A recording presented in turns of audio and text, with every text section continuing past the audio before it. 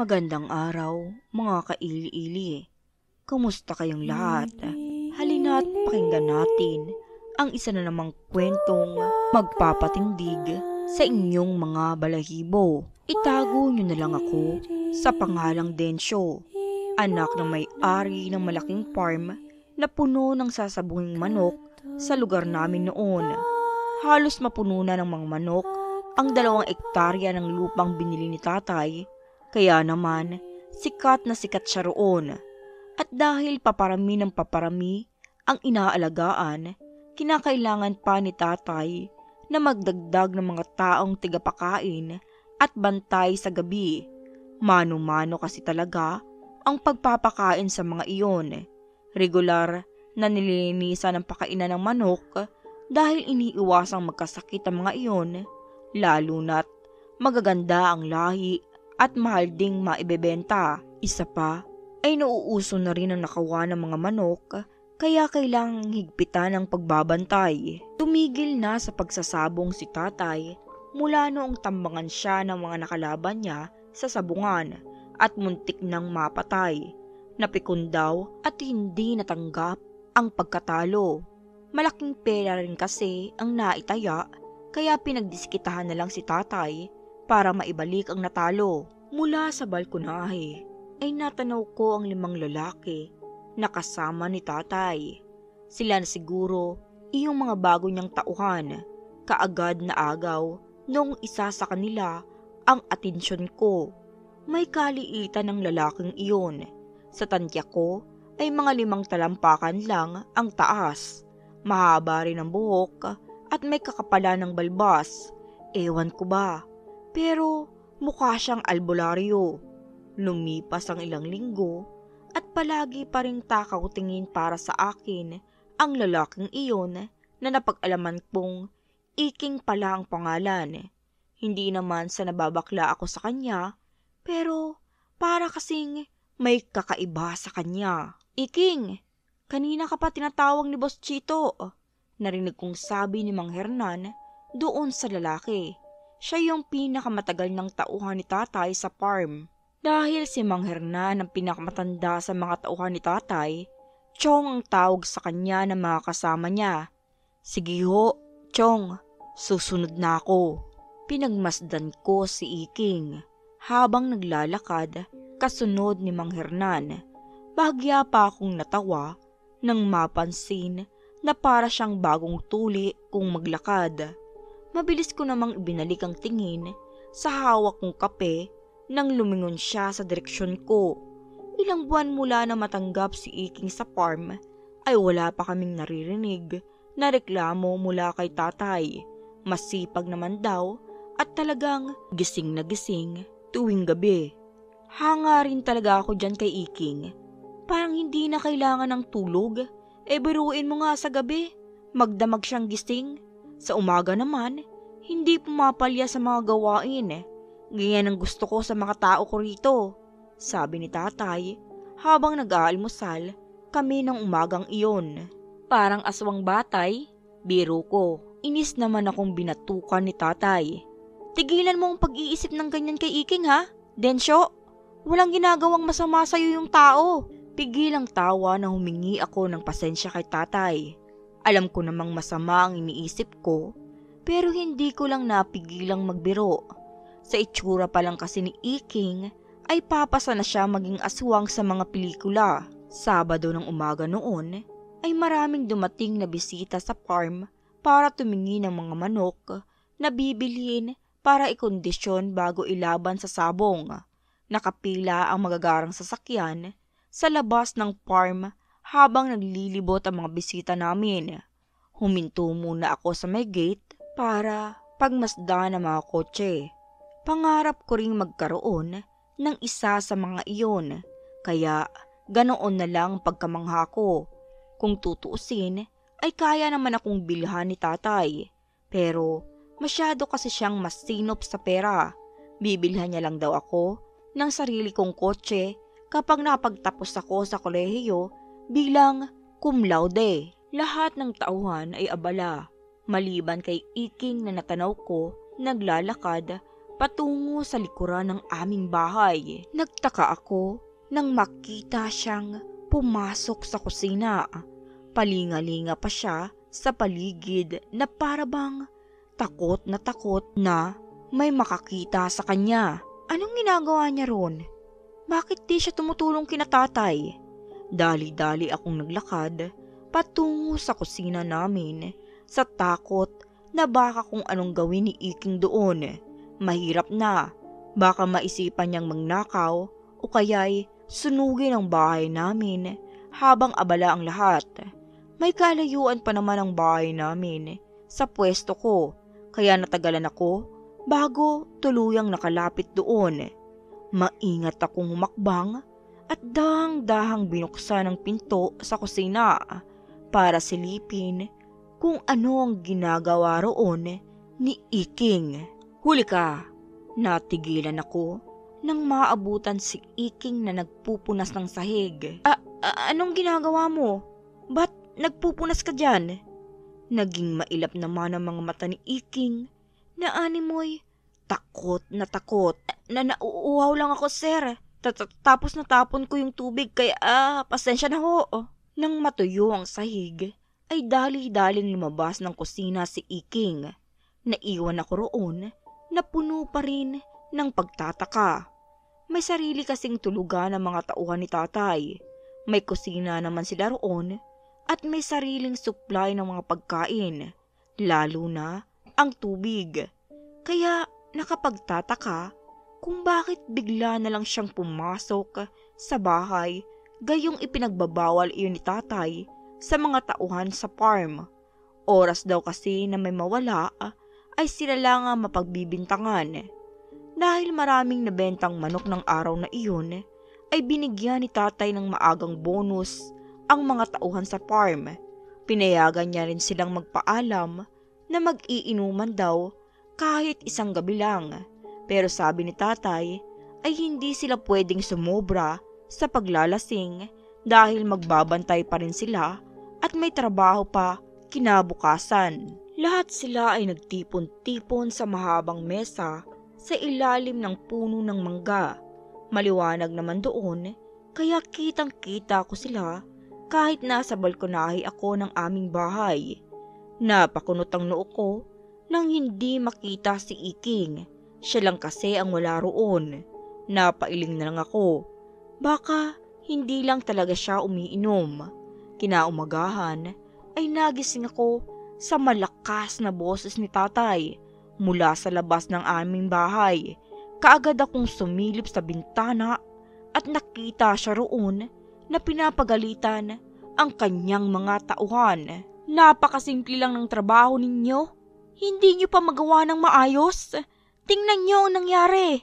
Paglabas ko ng bahay ay saka ko lang nakita ang 5 piraso ng mga manok na nakalapag sa lupa. Patay na ang mga iyon. Wakwak ang katawan at halos buto na lang ang matira. Pasensya na ho, boss. Nakatulog kasi kami kagabi. Ngayon lang naman ho ito nangyari. Sa tagal na naming nagbabantay dito. Katwiran ni Mang Hernan. Kahit na. Sinabi ko naman sa inyo na huwag kayong masyadong magpapakalasing dahil may mga binabantayan kayo. Tingnan nyo. Alam nyo ba ang halaga ng mga manok na iyan? Dahil sa nangyari, ay sinuyod ng mga tauhan ni tatay ang buong farm sa pag-aakalang may nakapasok na mabangis na hayop doon. Pagbalik ko naman sa bahay, ay naabutan ko rin ang tagaluto namin na si Manang Becca na problemadong nakatingin sa refrigerator. Sino nagluto ng mga karne rito? Wala nang natira sa pinamili ko kagahapon ah. Kanya-kanya namang tanggi ang iba pa naming katulong doon. Hindi ko alam, pero biglang pumasok sa isip ko si Iking. Bagamat mali, ay tila may nabuong pagdududa sa akin ng mga oras na iyon. Si Iking lang naman kasi ang nahuli kong pumasok doon kagahapon at yung pagkamatay ng mga manok ay parang hindi iyon nagkataon lang. Dahil maagang umalis sina tatay at nanay, ay ako lang naiwan sa bahay at mag-isang nag-almusal. Manang Becca, may itatanong ho ako. Oo naman, Ano ba yun, iho? Manang, naniniwala ho ba kayo sa aswang? Gulat na napatingin sa akin si Manang Becca at biglang napaantanda. Sus Marioset kang bata ka. Bakit mo ba naiisip ang bagay na iyan? Di naniniwala nga ho kayo. Paano ho ba nalalaman na aswang ang nasa paligid? Napakamot si Manang Becca sa kakulitan ko. Kaya napilitan siya na magkwento sa akin. Ang sabi niya, takot daw ang aswang sa buntot ng pagi, asin, bawang at kalamansi. Kapag daw nilagyan ng kalamansi ang pagkain, ay tiyak na hindi raw iyon kakainin ng aswang. Napangiti ako sa aking nalaman at kaagad na may nabuong ideya sa aking isipan. Sa susunod na linggo ay paalis si tatay patungong Tarlac para kumuha ng mga bagong manok sa kapatid niya at doon na rin niya balak magpalipas ng gabi. May kalayuan kasi iyon sa amin, kaya hindi talaga kaagad makakabalik si tatay. Si nanay naman ay umuwi muna sa kanilang probinsya dahil sa namatay nilang kamag-anak. Hindi na niya ako isinama para may mag-supervise pa rin sa mga tao bukod kay Mang Hernan. Nang gabing iyon ay inaya kong mag-inuman ang mga tauhan ni tatay. Pero dahil sa nangyari nitong nakaraan ay magalang silang tumanggi sa akin. Hindi ko naman sila pinilit dahil tiyak na mapapagalitan pa sila ni tatay. Si Iking na lang pala, hindi ba't wala ka sa inuman nitong nakaraan? Baka naman pwede mo akong samahan. Ho? Gulat na sabi ni Iking at muling naging mailap ang mga mata. Yari ka sa akin, Longhair. Kapag napatunayan kong aswang ka, ay babalatan kita ng buhay. Napangisi ako nang hindi na siya nakatanggi sa akin. Inaya ko siya sa mesa sa ilalim ng punong mangga. Dito ka lang, Iking. Kukunin ko lang yung pinaihaw ko kay Manang at saka yung masarap nating alak. Pagpasok ko sa kusina, kinuha ko kaagad ang isang plato na puno ng inihaw na liempo at ang alak na pinigaan ko ng kalamansi. Kinalog ko ang bote bago iyon dinala sa pwesto namin ni Iking. Oh, mamulutan ka muna. Alok ko sa kanya. Kitang-kita ko ang pagkislap ng mga mata niya nang makita ang kalulutong karne. Animoy, takam na nilantakan niya ang inihaw. O dahan-dahan lang, Iking. Mukhang ngayon ka lang nakatikim niya na. Hindi kaagad siya nakapagsalita nang may kung anong malasahan sa inihaw. Bago kasi iyon inihaw ni Manang Becca, ay pinalagyan ko ng asin at kalamansi bilang pampalasa. Umubo-ubo si Iking at napahawak sa leeg niya na para bang nahihirapang huminga. Sinamantala ko iyon at nagsalin ng alak sa baso, saka iniabot sa kanya. Uminom ka muna, Iking. Sabi ko kasi sa iyo ay dahan-dahan lang eh. Tinanggap niya iyon at kaagad na tinungga. Nagulat ako nang bigla na lang siyang sumigaw at galit na tumingin sa akin. Magsisisi ka sa ginawa mong bata ka. Sigaw niya sa magaspang at malalim na boses. Halos masamid ako sa sarili kong laway at pinagpawisan ng katawan nang makita si Iking na pulang-pula ang buong katawan. Hindi nakaligtas sa aking paningin ang unti-unting pangungulubot ng kanyang balat at ang manipis na usok mula roon na parang nasusunog ang kanyang balat. Hindi pa ako nakakapagsalita nang biglang kumaripas ng takbo si Iking papalayo sa akin. Naglagay ako ng kalamansi sa aking bulsa at nagpasyang sundan si Iking patungo sa direksyon ng lumang bodega. Hoy, Iking! Alam ko na ang sekreto mong hayop ka! Lumabas ka dyan! Sigaw ko mula sa labas at kinalampag ang kahoy na pinto. Nang hindi lumabas si Iking mula roon, ay buong lakas kong sinipa ang pinto para bumukas iyon. Ngunit hindi pa ako nakakakakbang papasok sa loob ay sumalubong na sa akin ang malaki at itim na ahas mula sa loob ng bodega.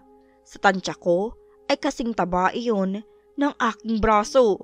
Napaatras ako nang unti-unti iyong lumapit sa akin. Nabuwal ako sa lupa at nahulog ang kalamansi mula sa aking mulsa. Dala ng pagkataranta at matinding takot ay hindi ako kaagad nakatayo para tumakbo. Naramdaman ko na lang ang pagtuklaw ng malaking ahas na iyon sa aking binti at ang unti-unting panlalabo ng aking paningin. Tulong! Pilit kong sigaw bago tuluyang panawan ng ulirat. Ang sabi ni tatay, halos 2 linggo raw ako noon na inaapoy ng lagnat at hindi makausap. Ilang doktor na raw ang tumingin sa akin pero mas lalong lumala ang aking kalagayan hanggang sa may kinausap ng albularyo si Manang Becca para tingnan ang bahagi ng aking binti na tinuklaw ng ahas. Hindi pangkaraniwang ahas ang nakadali sa anak mo, Chito, at ang kamandag ay hindi basta-bastang maaalis sa katawan niya, sabi ng albularyo kay tatay. Kung ano-ano raw na halamang gamot ang pinainom sa akin noon. May inilagay din ang albularyo na dinurog na dahon at ugat ng halaman na kung tawagin nila ay makabuhay sa parteng tinuklaw ng ahas. At nang bumuti ang kalagayan ko, ay saka ko lang naikwento sa kanila ang buong pangyayari. Pero ng mga oras na iyon ay wala na raw si Iking sa farm. Mula raw nang nagkasakit ako ay hindi na siya nasilayan pa roon. Ni hindi nga raw nagpaalam at basta na lamang nawala na parang bula. At nang malaman iyon ng albularyo ay sinabi niya sa amin na maaari raw na ang taong pinatira namin doon ay hindi isang pangkaraniwang tao lamang, kundi isang aswang na nag-aanyong ahas para makapangbiktima at maibsan ang kanyang pagkagutom at pagkasabik sa sariwang laman. At dyan na nga natatapos ang ating istorya. Nawa, ito ay inyong nagustuhan. Maraming salamat sa inyong patuloy na pakikinig.